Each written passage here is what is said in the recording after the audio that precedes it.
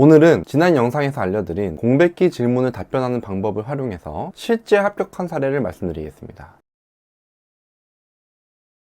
지원자는 총 4년이라는 공백기를 가졌기 때문에 면접에서 번번이 떨어지던 29살 신입 여자 지원자였습니다. 25살에 유통회사 정규직으로 입사했지만 낮은 연봉, 높은 업무 강도로 인해 퇴사했습니다. 이후 2년간 부모님 사업체에서 근무하며 은행 취업에 성공했습니다. 하지만 그녀가 취업했던 회사는 제2금융권 은행이었고 다녀보니 이전 직장과 연봉도 거의 차이가 없고 2년이나 공들인 게 아까워졌습니다. 좀만 더 하면 하나은행, 신한은행, 국민은행과 같은 제1금융권 은행 입행이 가능할 것이라 판단해 퇴사 후 다시 준비를 했습니다. 그렇게 또 2년이란 세월이 흘렀고 그녀는 총 4년의 공백기를 가지게 되었습니다. 그러던 중 하나은행 서류에 합격하게 되었고 간절한 마음을 담아 면접 코칭을 신청했습니다. 면접관의 입장에서 지원자를 보았을 때 느낄 수 있는 감점 요소는 3가지입니다. 첫째, 지원자의 부모님이 사업을 하시기 때문에 업무가 조금만 힘들면 지원자가 언제든지 퇴사 후 돌아갈 곳이 있다는 점. 둘째, 공백기가 길었기 때문에 나이가 많아 조직 적응력이 떨어진다는 점. 셋째,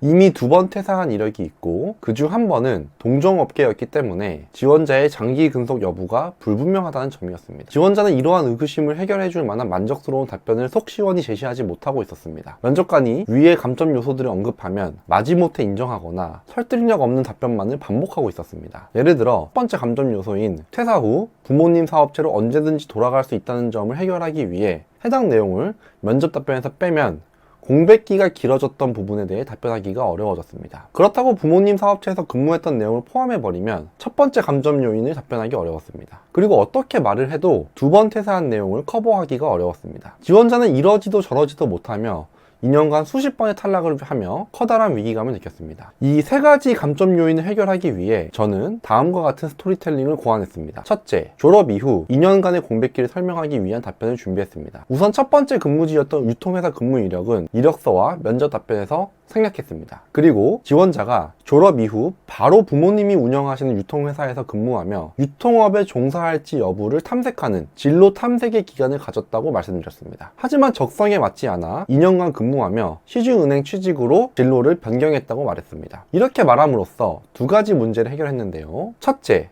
2번이나 퇴사한 것에서 1번만 퇴사한 것으로 바꿨습니다. 둘째, 자연스럽게 지원자가 졸업 이후 2년간 가졌던 공백기를 부모님 사업체 근무로 대체했습니다. 지원자는 진로 탐색의 차원에서 부모님 사업체에서 유통업을 경험했지만 결론적으로는 잘 맞지 않아 제2금융권 은행에 취업했다. 이렇게 스토리텔링을 했습니다. 참고로 지원자 부모님의 회사 또한 유통업이었습니다. 그래서 첫 번째 지원자가 취업했던 회사도 유통회사, 그리고 지원자의 부모님 회사 또한 유통회사였다는 점 헷갈리지 않게 바랍니다. 그 다음으로 우리가 해결해야 할 부분은 제2금융권 은행을 퇴사한 후 다시 부모님 회사에서 근무한 점이었습니다. 저희는 이것을 해결하기 위해 다음과 같이 스토리텔링을 했는데요. 먼저 지원자가 코로나 때문에 부모님 회사의 경영이 악화되어 직원들을 모두 내보내야 했고 어쩔 수 없이 퇴사 후 무보수로 부모님을 도우러 간 것으로 말씀드렸습니다. 제2금융권 회사 근무가 힘들거나 마음에 들지 않아 퇴사한 것이 아닌 부모님을 돕기 위해 불가항력적으로 퇴사한 효녀의 포지션으로 지원자를 프레이밍했습니다. 이를 통해 지원자는 일이 힘들거나 안 맞으면 쉽게 포기하는 사람이 아닌 주변 사람들을 적극적으로 돕는 의리 있는 효녀로 만들었습니다. 하지만 여기가 끝이 아니었습니다. 면접관에게 지원자가 다시 부모님 회사로 돌아가지 않을 것이라는 점을 납득시켜야 했습니다. 따라서 아래와 같은 스토리텔링을 고안했습니다. 먼저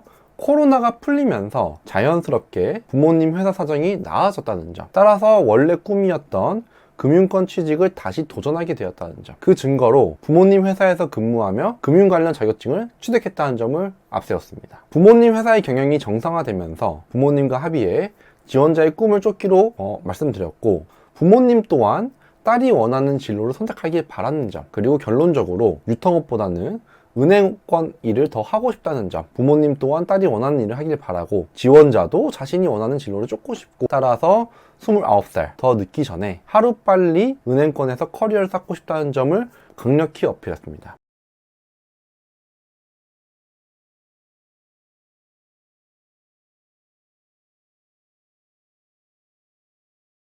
이렇게 지원자가 제공한 정보를 바탕으로 저희는 면접관이 납득할 수 있는 스토리를 만들었습니다. 그 결과 지원자는 어떻게 되었을까요? 총 공백기 4년, 29살 여자라는 불리한 취업 조건을 가지고도 당당히 제1금융권 상업은행 공채에 합격했습니다. 지원자는 원래 취업했던 제2금융권 은행보다 커리어를 업그레이드하고 초봉 4,800만 원을 받을 수 있었습니다. 위 사례에서 보여주듯 공백기 질문을 답변하실 때는 지원자가 통제 가능한 요인이 아닌 지원자가 통제 불가능한 요인을 이유로 드는 것이 좋습니다. 그래야 지원자가 일이 힘들거나 뭐가 잘 안 맞으면 다의적으로 퇴사하는 사람이 아님을 증명하기 좋기 때문입니다. 따라서 저희도 이 방법에 입각하여 졸업 이후 2년 공백기는 사실 공백기가 아니었고, 또한 제2금융권 취업 후 퇴사 또한 지원자가 선택한 것이 아닌 코로나로 인해 부모님의 회사 사정이 어려워져서 어쩔 수 없이 선택한 것임을 강조했습니다. 자, 그래서 사례를 한번 같이 알아보았는데요. 해당 내용을 제가 블로그 글에 자세하게 정리해 두었습니다. 따라서 이 내용을 다시 보고 싶으신 분들은 고정 댓글에 블로그 포스팅 링크를 달아둘 테니 보시면 되겠습니다. 오늘 영상에서 언급된 사례처럼 공백기 때문에 면접에서 어려움을 겪고 계신 분이 있다면 댓글 또는 카카오톡 오픈 채팅방으로 문의 주시면 상세히 답변 드리겠습니다. 오픈 채팅방은 고정 댓글을 참고해 주세요. 감사합니다. 앞으로의 취업 정보를 받아보고 싶은 분들은 구독과 좋아요, 알람 설정, 그리고 댓글까지 부탁드립니다. 감사합니다.